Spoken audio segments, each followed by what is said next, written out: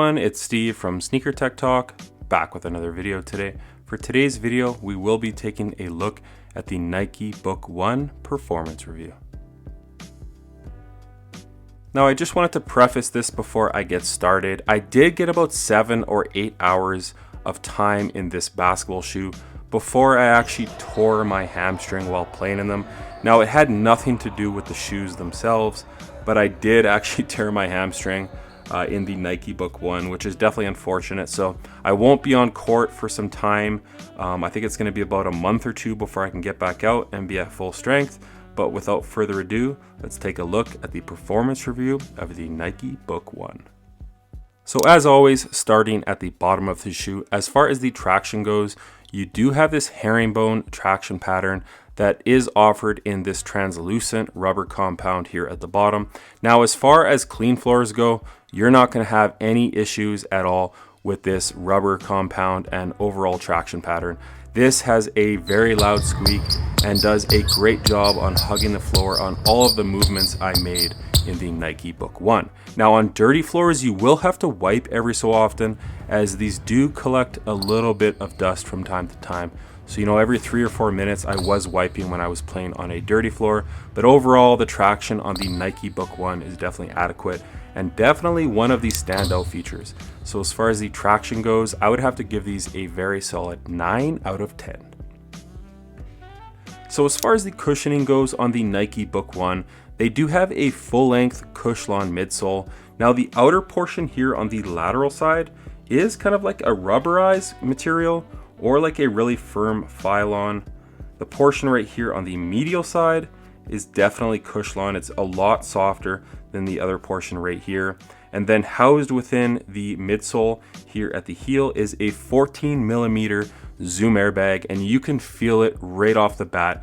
It offers a ton of impact protection at the back of the shoe.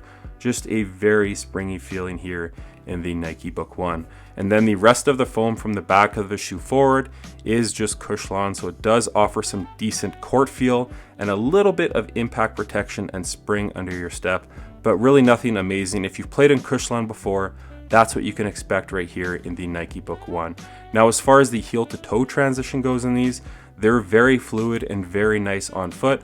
It is a pretty flat shoe, as you can see right here, but there is a decent amount of compression, especially here on the medial side in the Nike Book 1. Definitely a pretty decent plush ride here in the Nike Book 1. So as far as the cushioning goes, I'm gonna have to give them a very solid 8.5 out of 10. Nothing like a max cushion setup, but a very lightweight, responsive setup nonetheless. Now, as far as the fit goes on the Nike Book 1, that's where I had some issues. So I was hearing from like Nightwing2303 over at Wear Testers and a few other people that they did fit very short, like small. So my standard size is a size 10.5, and basically 95% of my basketball shoes with no issues. Now, I tried on a size 10.5, and my toe was literally smashing through the end of the shoe here in the Book 1. So I went up to a size 11, and my toe was still touching the end of the shoe, but it was more manageable. And then once they broke in, it definitely fit very nicely. It's a very snug one-to-one fit. And as you can see right here in the toe box, it is a very tapered toe box. So not a ton of room here in the Nike Book 1. So right off the bat, I would recommend you going up half a size. If you are a wide footer, as you can see, it does taper in. So I'd probably go up a full size or just try them on in store. So as long as you get your proper size in the Nike Book 1, I would have to give these a very solid 9 out of 10. Definitely nice on foot and really no issues once I had my proper size. Now, as far as the materials go in the Nike Book 1, now in my opinion, this is one of the shoe's standout features. I believe these retail for like 140 or 150 USD.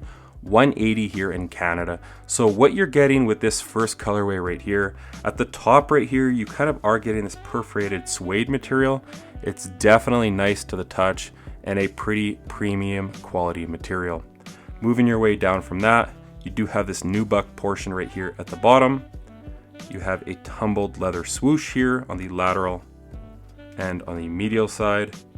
The pull tab at the back is a synthetic leather.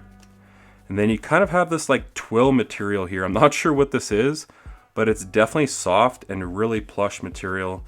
pretty cool to see all the different material usage here on the Nike Book 1. And then everything at the toe box right here is that nubuck material.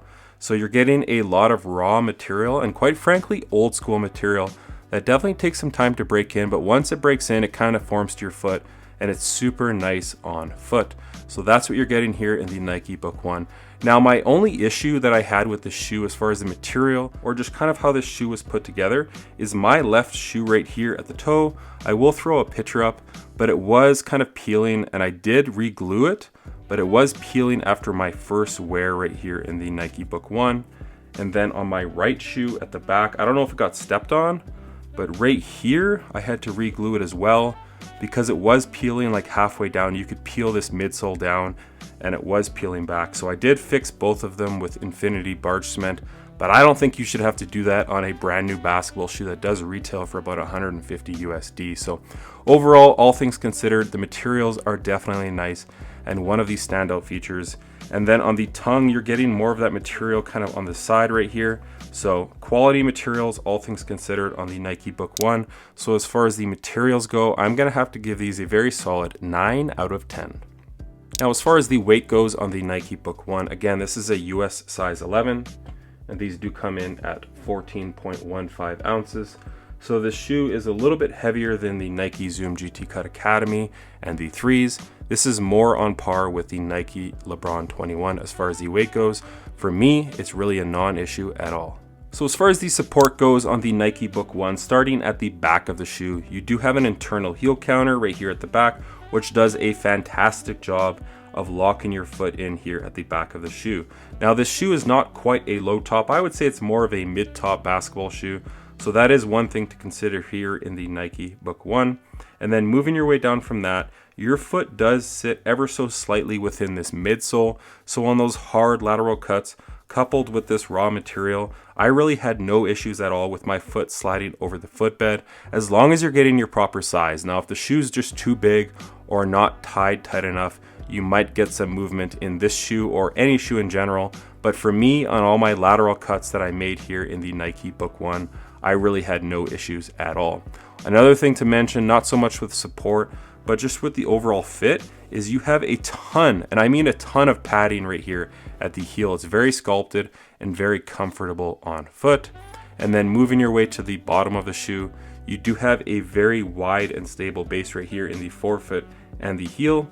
And then it is very flat as well. So a very stable base on the Nike Book 1. And then right here in the midfoot, you have a top loaded shank plate.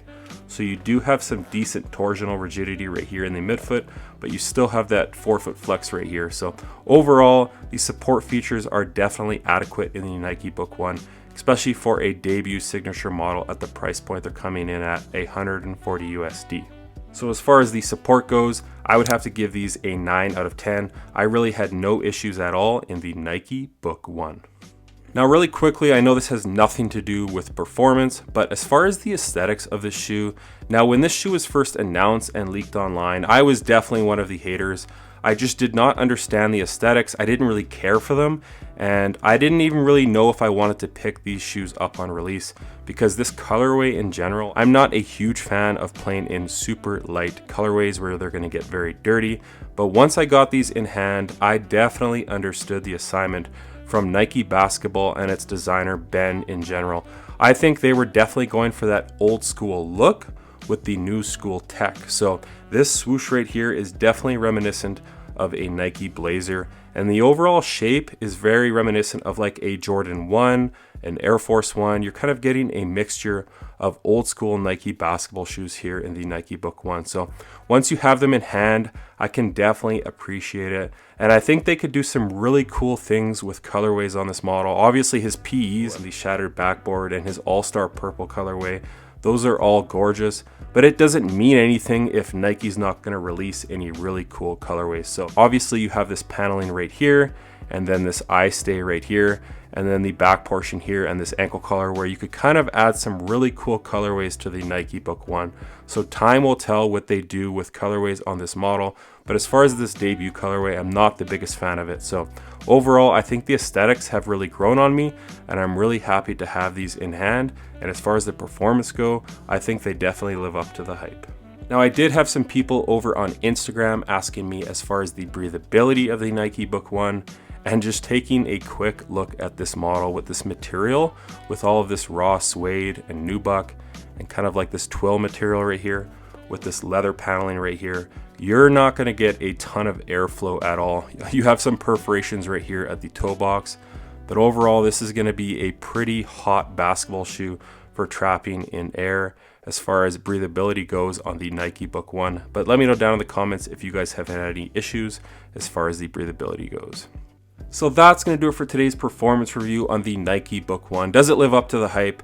As far as performance goes, I really enjoyed these. Now, obviously, I tore my hamstring, but that had nothing to do with this shoe in general. I think the performance of this basketball shoe is justified. The price point is coming in a little bit expensive in my opinion, at $140 in the US, $180 here in Canada. I would have preferred to see these at like $120 or $125. I think that would have been a sweet spot for the Nike Book 1. But regardless, this colorway sold out, as do most debut colorways on a new signature basketball shoe. So as always, if you guys can like, comment, and subscribe, that does help the channel a ton. And check out my Instagram over at SnkrTechTalk, as it is an extension of my YouTube channel with all my pickups, basketball footage, and nostalgia as a whole. As always, thanks for watching today's video, and until next time, peace.